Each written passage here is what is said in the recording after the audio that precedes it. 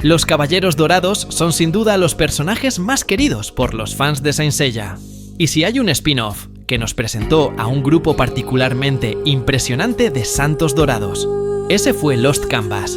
Por eso, hoy les rendimos un homenaje. Y en el video de hoy, les presento el top 13 de los santos dorados más fuertes de Lost Canvas. En este ranking, incluimos solamente a los 13 santos dorados principales dentro de la historia de los Canvas. Los caballeros dorados que aparecen en los Gaiden, como Elías de Leo o 6 de Cáncer, tendrán su propio top más adelante, así que estén atentos. Aprovecho para decir que todos los caballeros dorados son increíblemente poderosos, así que no fue nada sencillo hacer esta lista. Los he clasificado según mi interpretación de sus niveles de poder. De todas maneras, los invito a que compartan en los comentarios cómo organizarían ustedes su propio top. Sin más que explicar, ¡empecemos!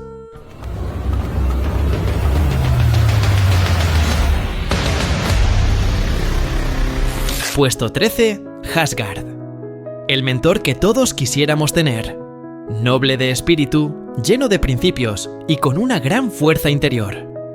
Asgard fue el caballero de Tauro en el siglo XVII. Se le asignó la tarea de viajar a la isla Etna, lugar donde estaban contenidos los poderes de los titanes tras la guerra conocida como la Gigantomaquia, el conflicto entre los gigantes y Atenea. Combatió en igualdad de condiciones contra un autómata con sangre del mismísimo Zeus, llamado Cortauri. Luego de hacerse aliados, luchó contra Enceladus, un giga liberado del sello de Atena, que poseía un poder con capacidad para acabar con la humanidad. Gracias a Asgard, este enemigo pudo ser sellado parcialmente. Más adelante, adoptaría el nombre de Aldebarán, como tributo al sacrificio del autómata y también a la estrella más brillante de su constelación. Asgard se dedicó a criar y educar a varios huérfanos, hasta que se instaló en el santuario para entrenar a un grupo de jóvenes, entre ellos Teneo, quien llegaría a ser su sucesor. Ya en plena Guerra Santa, Aldebarán enfrentó y venció a Cagajo de Venu afuera del santuario. Finalmente, sacrificó su vida para proteger a los aspirantes a caballeros y a Tenma de Pegaso, de un ataque sorpresa orquestado por Pandora con el fin de eliminar al caballero de Pegaso. Puesto 12. Cardia. Cardia de Escorpio fue un caballero apasionado por los duelos difíciles, un combatiente feroz que dominaba las letales agujas escarlata. Perfeccionó esta técnica, creando la aguja escarlata ardiente, capaz de calcinar por dentro al enemigo. Desde niño, Cardia sufría una enfermedad cardíaca que amenazaba con matarlo en cualquier momento. Fue Krast de Acuario, maestro de los hielos, quien lo reclutó y compartió parte de su sangre bendecida por Atenea para que pudiera vivir. También usaba su cosmos helado periódicamente para calmar el fuego que lo consumía por dentro. Cardia viajó con Degel a la Antártida en busca del poder de Poseidón, clave para vencer en la Guerra Santa. Allí, enfrentó a Radamanthys de Wyvern, a quien derrotó con su técnica ardiente, dejándolo al borde de la muerte. Lamentablemente, Cardia no sobrevivió a ese combate. Sin embargo, en su último aliento, salvó a Unity de los escombros del dominio de Poseidón, permitiendo que Degel entregara a Atena el oricalco del dios marino, vital para la Guerra Santa del siglo XVII. Puesto 11. Degel. Discípulo del renombrado Krast de Acuario, Degel era amante del conocimiento y de la lectura. Era un caballero de mente aguda, calculador y sumamente sabio. Fue gran amigo de Cardia, a quien ayudaba con el tratamiento de su corazón. Viajó a la mansión Garnet, donde enfrentó y congeló a su propio maestro, dándole así un descanso eterno, sabiendo que el poder del hielo estaba en buenas manos. Junto a Cardia, Degel viajó a Atlántida, donde Pandora liberó el poder de Poseidón, quien tomó el cuerpo de Serafina, amiga cercana de Degel. Con su cosmos en su máxima expresión, Degel logró sellar la energía divina de Poseidón en su templo, mientras su amigo Unity escapaba con el orbe para entregárselo a Atenea y activar el navío de la esperanza. Puesto 10. Albafica. El solitario del santuario. Hermoso en apariencia, pero peligrosamente mortal por dentro. Fue el caballero de Piscis en el siglo XVII y discípulo de Rugonis. Albafica, dominaba las 3 clases de rosas utilizadas por los santos de Piscis, y también poseía grandes habilidades en combate cuerpo a cuerpo. Antes de la Guerra Santa, venció a Luco de Dríade, hermano de su maestro. Posteriormente, junto a Manigoldo, eliminó a los Caballeros Negros, bajo el mando de Abido de Altar Negro. Ya iniciada la Guerra Santa, derrotó a varios espectros menores que atacaron el santuario. Finalmente, entregó su vida en un combate contra Minos de Grifo, considerado uno de los 3 jueces más poderosos del inframundo. Puesto 9. El Cid. El caballero que llevó su espada a un nivel sin precedentes. El Cid de Capricornio fue probablemente el santo más disciplinado y centrado de su generación. Antes del inicio de la Guerra Santa del siglo XVII, junto a Sisifo, investigó la manera de derrotar a los dioses del sueño. Fue enviado a un torneo de espadachines en Catalania, donde se enfrentó a su amigo de la infancia, Felser, quien estaba bajo el dominio de Fobetor, uno de los dioses menores del sueño. El Cid lo venció en combate y luego derrotó al mismo Fobetor, declarándole la guerra a los dioses menores del sueño.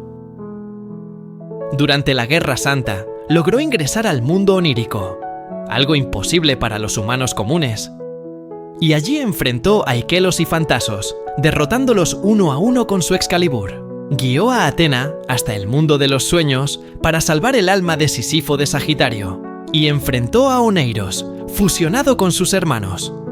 Gracias a un ataque combinado entre él y una flecha dorada, logró derrotar a los 4 dioses menores. Todo esto mientras entrenaba y cuidaba a 3 jóvenes santos de bronce y plata. Puesto 8. Doco. Conocido como el Tigre de China, Doco de Libra fue instruido desde niño por los Taonia, dominando numerosas artes marciales. Su destino, sin embargo, lo llevó a convertirse en discípulo del dragón milenario en los 5 Picos, lugar donde terminó su entrenamiento y se convirtió en caballero de Atenea. Reclutó y entrenó a Tenma de Pegaso. En un solo día, derrotó al escuadrón de Radamantis, eliminando a Gregor de Minotauro, Cube de Gárgola y Silf de Basilisco. Luchó 3 veces contra Cagajo de Venu, una pelea sin resolución, una derrota, y finalmente una victoria tras ejecutar su último dragón. En el clímax de la Guerra Santa, junto a Sion de Aries y las almas de los caballeros caídos, logró enfrentar a Hades en el templo de Plutón, expulsando su alma del cuerpo de Alone. Finalmente, Doco recibió la bendición del Misopetamenos y fue asignado como guardián del sello de Hades en la cascada de Rozan. Puesto 7. Xion. Desde pequeño, Xion se dedicó a la reparación de las cloths en Yamiel mientras era entrenado por Hakurei de Altar, uno de los supervivientes de la Guerra Santa anterior. Destinado a heredar la armadura de Aries, logró encontrarla oculta en una dimensión distorsionada, donde fue escondida por Yuma de Mefistófeles. Al inicio de la guerra, era uno de los caballeros más jóvenes e inexpertos, al igual que su amigo Doco. Con el tiempo, Xion maduró, superó el abandono de su maestro y se convirtió en líder. Enfrentó a Lun de Balron, quien antes había intentado reclutarlo por su habilidad para leer las cloths. Usando las ondas de espíritus celestiales, técnica de su maestro, lo derrotó. En la batalla final contra Hades, fue él quien ideó la estrategia de usar cosmos con intensidad similar al Sol. Junto a Doco y las almas de los caídos, logró expulsar a Hades del cuerpo de Alone. Tras la guerra, fue nombrado patriarca, reconstruyó el santuario y entrenó a Ateneo, discípulo de Aldebarán, quien incluso superaría a Asgard. Años después, Yuma escapó del sello de Atenea y luchó contra Xion, quien, ya como patriarca, tenía un poder comparable al de los dioses. Venció brutalmente a uno de los espectros más peligrosos de Hades. No lo pongo más alto en el top, porque solo me estoy basando en el poder mostrado durante la Guerra Santa, no en el que obtuvo después como patriarca. Xion de Aries, el joven inexperto que terminó siendo el gran líder. Puesto 6. Manigoldo. Pasar de ladrón huérfano a discípulo del patriarca no es algo común. Manigoldo de Cáncer fue entrenado por Sage, quien lo eligió debido a su habilidad de ver las almas de los muertos. Seig lo disciplinó y lo convirtió en uno de los caballeros más poderosos y valientes de su generación, enseñándole técnicas que conectan el mundo de los vivos con el de los muertos. Antes de la guerra, Manigoldo desmanteló a los caballeros negros en Italia, venciendo a su líder, Ávido. Acompañó a Xion en el Tíbet en la búsqueda de la armadura perdida de Avenir de Aries. Allí, enfrentó una proyección del cosmos de Kairos, dios menor del tiempo. Durante la guerra, protegió a Tenma, Yato y Yuzuriha. Derrotó a Verónica de Nasu, espectro leal a Thanatos. Luego, gracias a sus ondas infernales, localizó el castillo de los dioses gemelos y luchó junto a su maestro contra Thanatos, el dios de la muerte. Ambos lograron sellarlo en una caja reforzada con el cosmos de Atenea.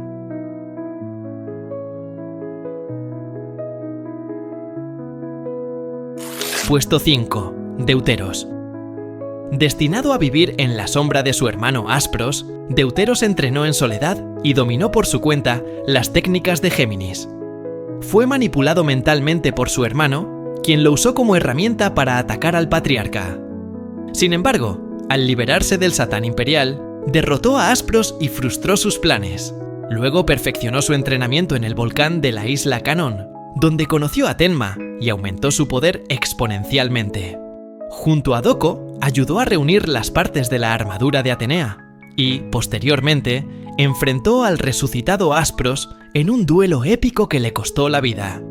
Pero antes de morir, lo redimió, le entregó el rosario de 108 cuentas de Asmita y lo guió por el camino del bien. Puesto 4. Sísifo. Con semejante linaje, era inevitable que fuera un gran caballero, medio hermano de Ilías de Leo, quien fue también su maestro, y tío de Regulus, el niño prodigio. Sísifo fue instruido para interpretar la naturaleza y dirigir sus ataques sin errar. Se convirtió en caballero de Sagitario tras un combate de prueba contra Rugonis de Piscis. Portador de una de las pocas armas autorizadas por Atenea, tuvo un combate amistoso contra su hermano cuando aún era un novato. Buscó con el Cid información para vencer a los dioses del sueño. En Florencia, reclutó a Sasha, la nueva reencarnación de Atenea. Fue quien disparó la flecha sagrada con la que el Cid venció a Oneiros. Detuvo con sus propias manos el poder del barco del inframundo y enfrentó a Aiacos de Garuda, alcanzando el octavo sentido y venciéndolo. Más adelante, derrotó a Faraón de Esfinge y, sin corazón ni vista, ayudó junto a Xion y Regulus a lanzar una exclamación de Atenea para entrar al Lost Canvas. ¿Qué más necesita Sagitario para estar en este top? Puesto 3. Asmita. Antes de que empiecen los comentarios tóxicos, les recuerdo que este es mi top personal, y desde mi perspectiva hay dos caballeros que lograron superar a este. Asmita de Virgo fue entrenado en la India, donde mediante un riguroso proceso de ascetismo, logró convertirse en un santo dorado.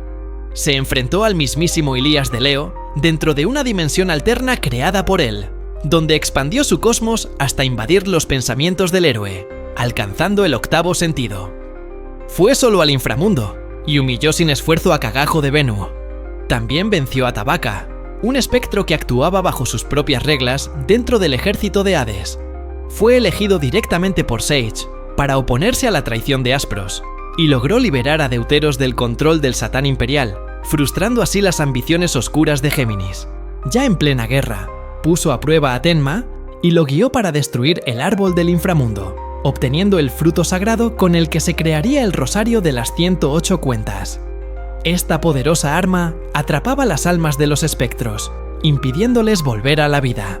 Antes de sacrificarse, Asmita donó su sangre para reparar la armadura de Pegaso, y luego, entregando su vida, fabricó el rosario y demostró su superioridad, derrotando él solo a todos los espectros que intentaban atacar Yamiel, una vez más alcanzando el octavo sentido. Puesto 2. Regulus. ¿Qué puedes esperar de alguien al que llaman el prodigio? Hijo del legendario Ilías de Leo y una sacerdotisa, sobrino y alumno de Sísifo de Sagitario, Regulus fue un joven caballero que, a pesar de su inocencia y torpeza inicial, poseía un poder capaz de desafiar a los mismos dioses. Pasó su infancia entrenando con su padre, quien le enseñó a convivir con la naturaleza hasta el fatídico día en que murió frente a sus ojos a manos de Radamantis. Luego de ser hallado por Sísifo, fue entrenado y terminó convertido en el nuevo caballero de Leo. Según palabras del propio Asmita de Virgo, Regulus, recién nombrado caballero, ya era superior a su padre. En su primera misión, aun siendo inexperto, derrotó a las druidas, una secta comandada por Crai, quienes buscaban eliminar a todos los descendientes del dios de la luz.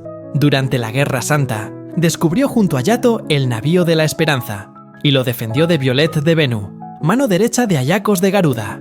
Luego, en los últimos momentos de vida de su tío Sísifo, ayudó a lanzar una exclamación de Atenea para ingresar al Lost Canvas. Ya en los templos malignos, se enfrentó a Radamantis buscando vengar la muerte de su padre. Sin embargo, ahora Radamantis poseía sangre de Hades, lo que lo hacía casi un dios. En ese combate, Regulus desplegó su máximo poder. Lanzó por sí solo una exclamación de Atenea, una técnica prohibida que solo puede ejecutarse con 3 santos de oro. No satisfecho, imitó las técnicas de todos sus compañeros dorados y ejecutó la exclamación zodiacal, lanzando las 12 técnicas base de los caballeros dorados a velocidad de la luz. Si eso no fuera suficiente, terminó fusionándose con la naturaleza. Alcanzó el 8º sentido como siempre soñó su padre. Esquivó los ataques de Radamantis y lo fulminó con un relámpago directo al corazón. Puesto 1. Aspros. Aspros de Géminis es, sin duda, el caballero más imponente y devastador de Lost Canvas. Capaz de crear y manipular dimensiones a voluntad, de interceptar seres incluso en tránsito entre planos, como lo hizo con su propio hermano. Aspros es la pesadilla dimensional definitiva. Desde su ingreso al santuario, fue considerado el más prometedor de su generación. Su sueño era convertirse en patriarca, heredarle la armadura de Géminis a Deuteros y dejar de ser tratado como la sombra de su hermano. En una misión marítima, derrotó al espectro vampiro, mientras, al mismo tiempo, creaba una dimensión en el santuario para enfrentar a los soldados de Ares. Intentó tomar el puesto de patriarca por la fuerza sin éxito. Más tarde, resucitado, pactó con Hades y regresó al santuario con la condición de quedarse con el trono. Peleó mano a mano con Deuteros, y en un choque de explosiones de galaxias, lo venció. Ya redimido, volvió a luchar por Atenea, y enfrentó directamente a Hades, incluso logrando impactarlo con una explosión de galaxias. Si no hubiese sido por la intervención de Yuma de Mefistófeles, probablemente habría acabado con la guerra él solo. En su última hazaña, enfrentó a Kairos, dios menor del tiempo, y lo derrotó al abrir una dimensión que conectaba el mundo real con el camino de los dioses, la franja que separa el plano mortal de los campos elíseos. Cualquier ser que no sea un dios, al intentar cruzarla, es destruido. Finalmente, selló al dios menor de Cronos, y se despidió como un caballero redimido, que luchó por su diosa, y se reconcilió con su hermano antes de morir. Bueno, mi gente, recuerden que este es mi top personal, pero me encantaría saber cuál sería el suyo. Déjenmelo en los comentarios. Muchas gracias por ver este video. Si les gustó, regálenme un like, suscríbanse al canal y activen la campanita para que YouTube les avise cada vez que subamos nuevo contenido. ¡Nos vemos por ahí!